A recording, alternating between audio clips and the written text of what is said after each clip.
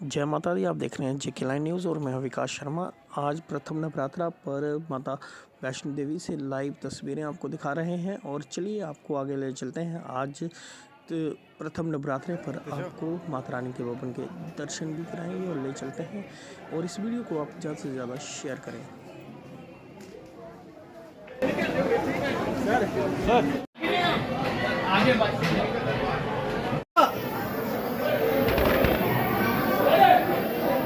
आगे आ जाओ थोड़ा।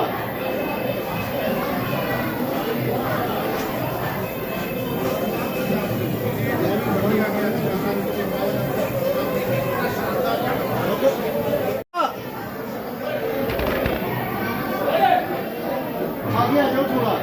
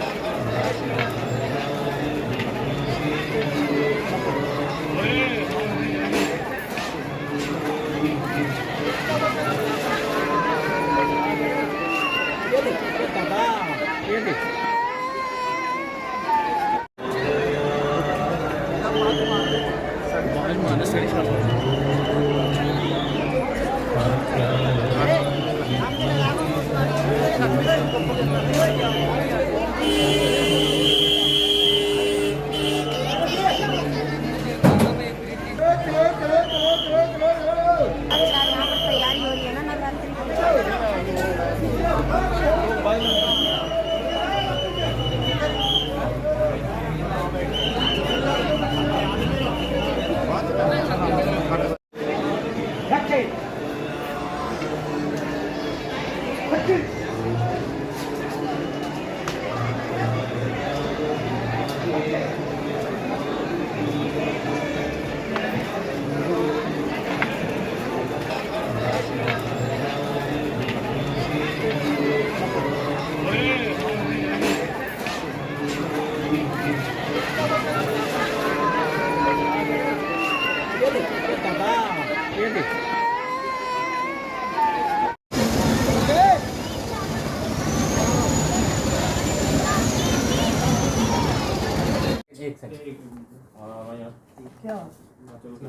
नवरात्रि तो हर नवरात्रि की तरह श्राइन बोर्ड विशेष आयोजन करता है, इस बार क्या क्या है उसके बारे में ज़रा जानकारी। देखिए, जैसा आपने कहा कि शारदीय नवरात्रि के उपलक्ष्य में तो कई सारे अरेंजमेंट्स कटरा में भी होते हैं और कटरा से लेकर भवन तक पूरे अरेंजमेंट्स किए जाते हैं। और इस साल भी 15 अक्टूबर से हमारा जो नवरात्रा फेस्टिवल है वो जो जॉइंटली टूरिज़्म डिपार्टमेंट और श्री माता वैष्णो देवी श्राइन बोर्ड की तरफ से आयोजित किया जा रहा है, उसका प्रारंभ हो रहा है। और उसके बाद 15 से लेकर 23 तारीख तक 9 दिनों में कई तरीके के कार्यक्रम का आयोजन किया जाएगा। सबसे पहले बात करें तो हमारा जो all India devotional song competition रहता है, जिसके अंदर काफ़ी यंग टैलेंट हम जो है अट्रैक्ट करते हैं और बहुत सारा टैलेंट उभर के आता है। उनमें से कोई विनर्स हैं वो भी परफॉर्म करेंगे इस साल। उसके अलावा भागवत कथा है, प्रभात फेरी है, माता की कहानी पर एक थिएट्रिकल शो है, बच्चों के बहुत सारे इवेंट्स हैं, एक रेसलिंग का हमारा इवेंट यहाँ पर रहता है।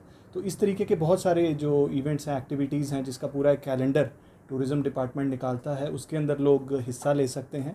उसके अलावा यात्रा की कंटेक्स्ट में बात की जाए तो RFID बेस्ड जो हमारे एक्सेस काउंटर्स हैं, उनकी संख्या भी नवरात्रों में विशेष करके हम बढ़ाते हैं, बिकॉज़ हमें उम्मीद रहती है कि 3 से 3.5 लाख श्रद्धालु अगले 9 दिनों में माँ वैष्णो देवी के दर्शनों के लिए आएंगे, तो उनको कोई इनकन्वीनियंस ना हो और कतारों में उनको इंतज़ार ना करना पड़े। तो उसके लिए जो है facilitation desk, help desk set किए जा रहे हैं, सेटअप किए जाएंगे। एक टोल फ्री नंबर भी हमने रिलीज़ किया है जो कि हमारे कॉल सेंटर के लिए है, और किसी भी तरीके की जानकारी लोग लेना चाहें नवरात्रि के उपलक्ष्य में, चाहे वो यात्रा रजिस्ट्रेशन से लेकर हो, फैसिलिटीज़ की बात हो, दर्शन्स की, डोनेशंस की, कोई भी ऐसी जानकारी लेना चाहें तो वो हमारे कॉल सेंटर से ले सकते हैं। उसके अलावा नवरात्रि पे जो व्रत का खाना रहता है हमारे सभी भोजनालयों में उपलब्ध रहेगा। इस साल हमारे उपराज्यपाल जो माननीय अध्यक्ष महोदय भी हैं श्री माता वैष्णो देवी श्राइन बोर्ड के, उनके निर्देशन पे भैरों में भी एक नई लंगर सुविधा जो शुरू की जा रही है, जो 15 तारीख से उपलब्ध होगी। और आज तक की मैं बात करूं तो 2 जगह पे लंगर उपलब्ध था, एक सांझी छत में और ताराकोट में। तो ये एक तीसरी सेवा होगी लंगर सेवा, जो कि भक्तों के लिए निःशुल्क उपलब्ध होगी। और उसके लिए भी जो हमारे जो रोपवे से जो श्रद्धालु भैरों की तरफ प्रस्थान कर रहे हैं या जो पैदल जा रहे हैं, उन सभी से भी मैं अपील करना चाहूँगा कि हमारी लंगर सेवा का भी लाभ ज़रूर उठाएं। उसके अलावा पूरे ट्रैक पे जो साफ़ सफाई का हमारा अभियान रहता है, फेस लिफ्टिंग का कार्यक्रम रहता है, पिछले 4 हफ्ते से चल रहा है और तेज़ी से उसके ऊपर काम हो रहा है। और जैसा कि आप लोगों ने देखा कि माननीय राष्ट्रपति जी की तरफ से 2 बड़े प्रोजेक्ट्स का उद्घाटन भी कल हुआ है। एक हमारा स्काई वॉक है, वो भी यात्रा प्रबंधन में खास करके नवरात्रि के भीड़ भाड़ के दिनों में काफ़ी हमें काम आएगा, जिसके ज़रिए भवन पर यात्रियों के भवन की तरफ जाने का और वापस आने के रास्ते को अलग अलग कर दिया गया है। तो खास करके यात्रा मैनेजमेंट में और यात्रियों की सहूलियात के लिए काफ़ी मददगार साबित होगा। इसी से जुड़ा हुआ हमारा एक दूसरा प्रोजेक्ट था पार्वती भवन, जिसका भी शुभारंभ माननीय राष्ट्रपति जी के हाथों हुआ है और 15 अक्टूबर से वो सुविधा भी हमारे यात्रियों को उपलब्ध होगी, जहाँ पर एक ही छत पे आपको लॉकर्स की सुविधा, नहाने की सुविधा, सामान रखने की सुविधा अवेलेबल है, जिसके बाद यात्री स्काई वॉक के ज़रिए भवन की तरफ प्रस्थान कर सकते हैं। सर, प्रतिदिन कितने श्रद्धालु जो है भवन में अगर रुकना चाहें तो रुक सकते हैं? एक क्या ड्रेस कोड भी अनिवार्य किया गया है आरती में बैठने के लिए, और दर्शन के जो श्रद्धालु जाना चाहते हैं? 2 सवाल हैं। देखिए, मैं संख्या की बात करूं तो जो डेली जो ट्रैक पे संख्या हम अलाउ करते हैं वो 50,000 की एनजीटी की एक सीलिंग है और उसी सीलिंग के हिसाब से हम काम करते हैं। और यात्रा नियंत्रण के लिए RFID बेस्ड टेक्नोलॉजी हमारे पास अवेलेबल है, जिसमें संख्या रियल टाइम में हम मॉनिटर कर पाते हैं और रियल टाइम मॉनिटरिंग के हिसाब से ही हम ट्रैक को, जो हमें 6 जोन्स में विभाजित किया है, तो जोन वाइज हम रेगुलेट करते हैं कैरिंग कैपेसिटी के हिसाब से। और भवन पर रुकने की बात करें तो भवन पर दुर्गा भवन के निर्माण कार्य पूरा होने के बाद से तकरीबन 3000 श्रद्धालु तो निःशुल्क रुक सकते हैं फ्री डॉर्मेट्रीज़ के ज़रिए। उसके अलावा हमारे पास तकरीबन 500 डॉर्मेट्रीज़ की मनोकामना में और दुर्गा भवन के अंदर पेड सुविधा भी उपलब्ध है, जिसके लिए ऑनलाइन सर्विसेज के ज़रिए भी लोग हमारी वेबसाइट के ज़रिए भी बुक कर सकते हैं और कुछ जो फैसिलिटीज़ हैं रियल टाइम में काउंटर के ज़रिए भी अवेलेबल हो सकती हैं। आपने ड्रेस कोड की बात की, तो ऐसा कोई विशेष ड्रेस कोड इस नवरात्रि के लिए लागू नहीं किया गया है। हमारी एक रूटीन तर एडवाइजरी रहती है ड्रेस कोड को लेकर के, क्योंकि एक धार्मिक जगह है ये, तो उसके लिए एक बेसिक कुछ गाइडलाइंस हमारी रहती हैं जो हमारी वेबसाइट पर हमेशा से अवेलेबल है और वही एडवाइजरी इस बार भी एप्लीकेबल है। सुरक्षा एक बहुत बड़ा मुद्दा रहता है, क्योंकि हज़ारों भक्त रोज़ाना दर्शन करने आएंगे। इतनी डिप्लॉयमेंट कौन कौन से सुरक्षा एजेंसियाँ करेंगी और सुनिश्चित किया जाएगा कि यात्रा सुरक्षित रही, यात्री सुरक्षित? देखिए, सिक्योरिटी के लिहाज से हमारी एक डिटेल्ड मीटिंग जो है पिछले शनिवार को सभी सिक्योरिटी एजेंसीज़ के साथ हुई थी।